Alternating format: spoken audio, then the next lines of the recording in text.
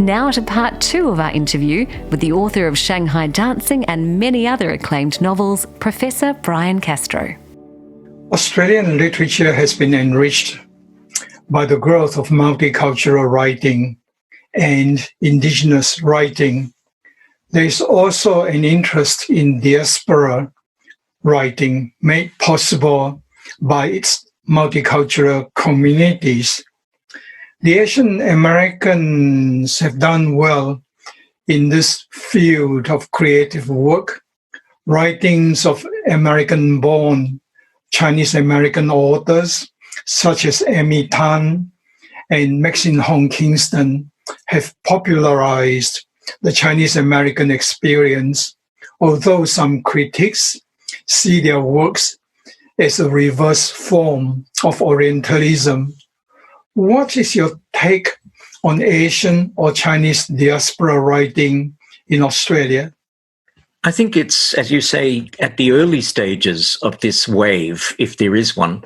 It is always a trap to how would I say, fall into that notion that Orientalism is beyond the individual writer. It's like in America, I notice the Asian American society is so big, so rich, so powerful, that it is quite easy to kind of say, oh, well, you start, how would I say, making a mockery of the notion of being Asian.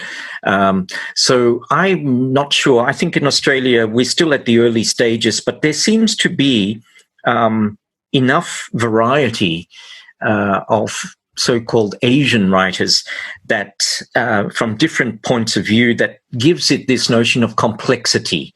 And I think what will save it from notions of Orientalism would be the notions of complexity, rather than a kind of universal notion of diasporic peoples. And that again, is something I tend to not like. It's the global idea of any kind of mass group of people, because we're all individuals, all writers are individuals, they all have different experiences. I think, again, it depends on the writer. It probably comes down to the individual. If the individual is very talented and has something to say, then people will read, people will listen. But if it just is put into a pigeonhole, then I think it would be difficult to gather an audience. There is also a vibrant body of literature by mostly first-generation immigrant authors who write in their own language or the vernacular. The large Chinese communities, which include new settlers from mainland China, Hong Kong, Taiwan, and Southeast Asia, have some very able and creative writers who write in Chinese. You have pointed out that translation or knowledge of another language is a redemption, a means of overcoming Australia's insular attitudes to other cultures, especially in literature. Can you elaborate on that? Yes, I think translation is a very important task, especially, I don't mean just one-to-one translations, I mean literary translations which capture something deeper. Now that means, I think, a deeper sense of knowledge amongst translators and the authors. So I myself, for instance, Professor Li Yao is my translator. He communicates very quickly with me and by email about certain phrases, certain lines. These are things that are so important for the writer to work closely with the translator, and not to just understand that, oh, well, I can't read it, so I would just let the translator write whatever he or she wishes. I think it's so important to work closely, but also I think, I would love to be able to read Chinese so that I can actually read back my novels that have been translated. When my mother was alive, she read it back to me. And she would point out, certain bits and pieces. She said, "Oh, well, that's not a phrase Australians would use, for instance." So these idioms and these idiolects, I think, are very important to understand and to know, both from the translator's point of view and the writer's point of view. That's why I think that knowing languages is so important, rather than just being translated or interpreted in a way. Yes, I hope I answered your question. You do. Thank you. You are a frequent visitor to China and have taken part in various literary events there. What are your impressions of Australian literary studies in China, including its achievements, emphasis, and new possibilities? I think I was very impressed the last time I was in China to see the amount of Australian novels and poems and poetry in the libraries, especially in university libraries in China. I was very impressed by Peking University and I noticed it keeps its own old name, Peking, not Beijing, and it has a long tradition. And I was very impressed again by the incredible standard of understanding by the students and their ability to use English in critical and literary language. So I think there's a strong, opportunity to increase this, rather than to let, for instance, American studies, because of the money that they have, to increase it to such an extent just by pure volume and mass.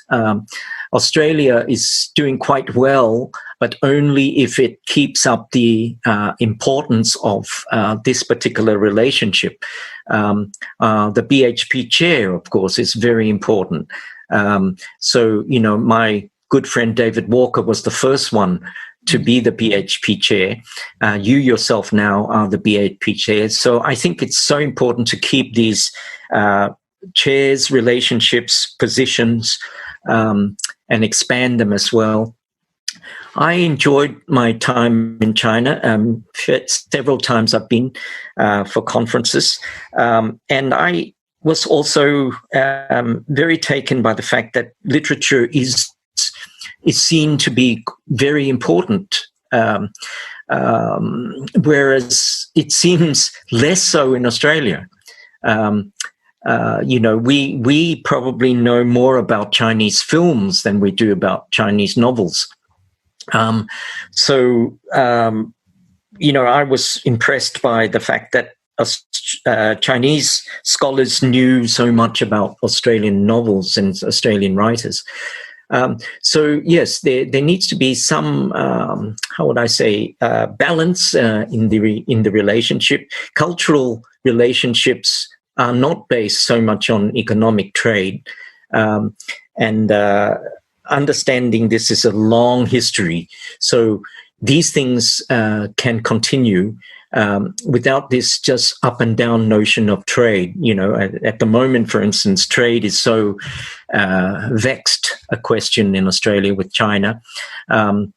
And I think I might have mentioned this in the past writings, that China should not just be seen as a trading nation with Australia. It needs to have a depth of understanding culturally and historically how these two countries relate to each other.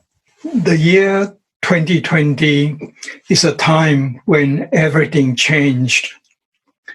The coronavirus pandemic has affected our physical well-being, mental health, education, work, and social relations. I understand you have been concerned about society's attitudes towards and treatment of the elderly Can you comment on it? Yes, I think if I can make a generalization, the difference between Asian or Chinese cultures and Western cultures is the respect, I think a larger respect for the old people. Old people tend to have a kind of wisdom that can be passed down. There is more of an extended community, as far as I can understand, in Asian and Chinese cultures, whereby families are united and more close and larger. Whereas in the United States, I see a kind of atomized society, whereby very seldom are there large extended families. Very seldom are there kind of recourse to the aged for their views. It's all about being very young and being very energetic and all that.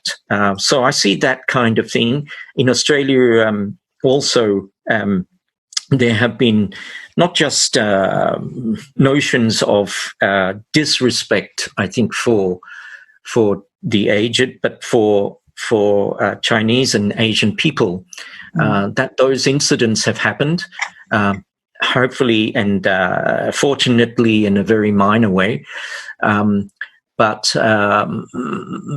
for Australia for Australian leaders to follow America, I think it's a big trap, because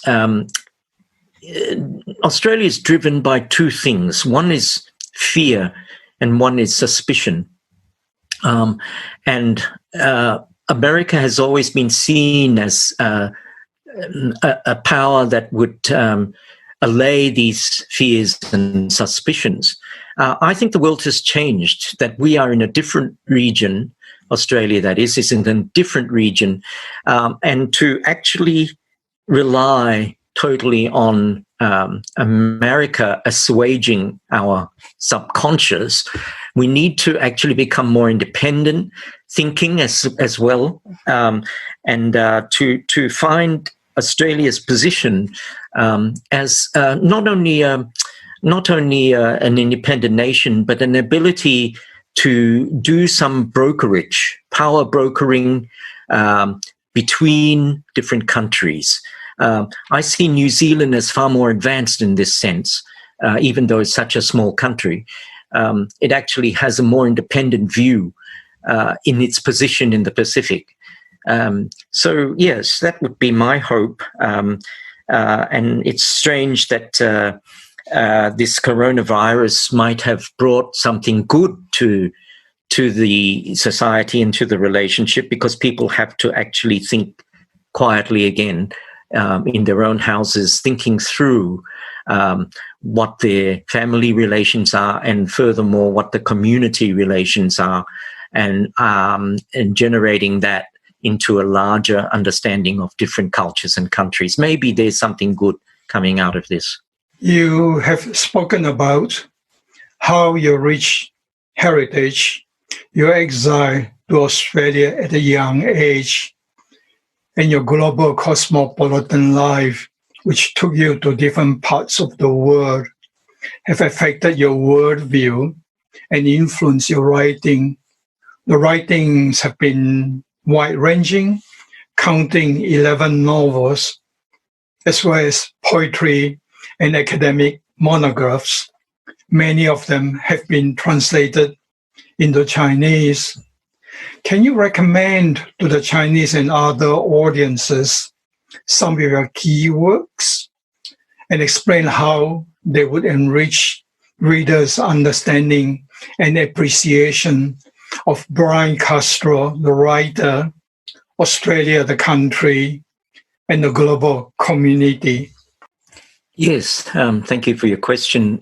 Certainly, the two books that have been translated into Chinese, or three books actually been translated into Chinese, well, maybe more. I'm sorry, probably four.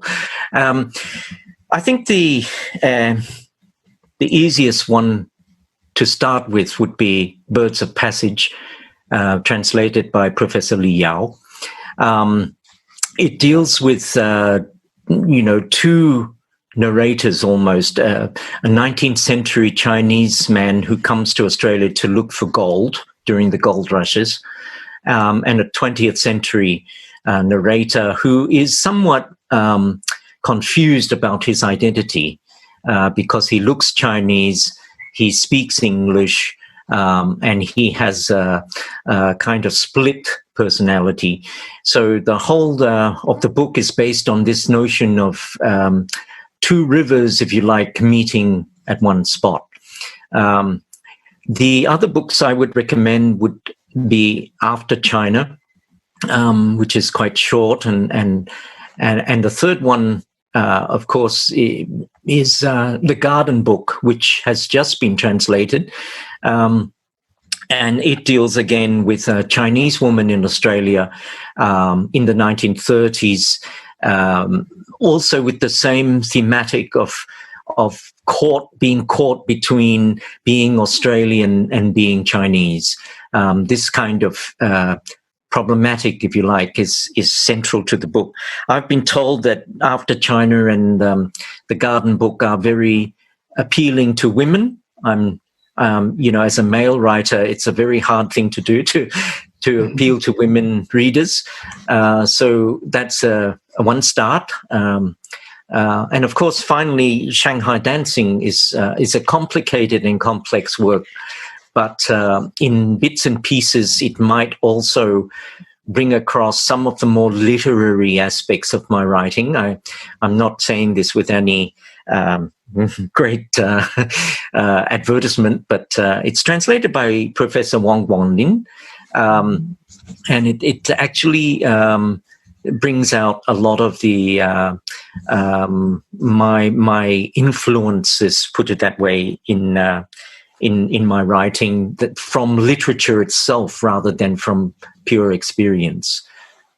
So the great modernist enterprises of Virginia Woolf, William Faulkner, James Joyce, and Samuel Beckett were central to the creation of that particular book.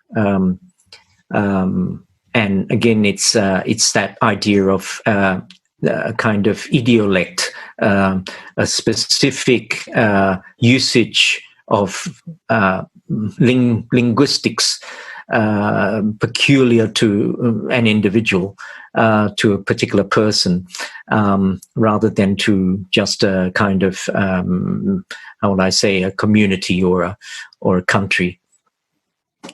So those are the books. I'm writing short stories at the moment for those students who are interested. A new set of short stories, and very much again influenced by a literary figure who I'm very curious about, and I know he's very acceptable in China, and his name is Lu Xun, and he wrote some short stories translated into English called Wild Grass, which I admire greatly. So I'm taking my cue from him. I don't know how it'll go, but it'll hopefully eventuate into something. Lu Xun is widely regarded as the greatest 20th century Chinese writer who contributed to China's modernization through his harsh criticism of feudalism, social injustice, and political corruption. We look forward to reading your new short stories. What is your advice for aspiring Chinese academics and students in literary writing? Take care of the language. Whatever language you're writing in, take care of the language. I always think that reading is more important than talking, that listening and watching is very important. For a writer, if I could, my one big advice is to read and read and read and read. Only put pen to paper when you have the ammunition to say something original to understand the cultures from which you come, to understand the literatures from which you are influenced. So that would be my thing. Having been a creative writing professor, I see a lot of young people starting out too quickly.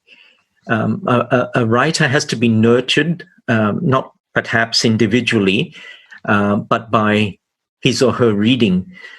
So my friends are all those books on my bookshelf. Those are my friends. Those are the voices that speak to me. And to cultivate one's own distinctive voice, it takes a lot of time and a lot of enthusiasm, I think, to feel that one is not I did not call myself a writer until I had 2 or 3 books published. So I think it's important to do an apprenticeship, put it that way. Do you have any other comments or observation for our audience?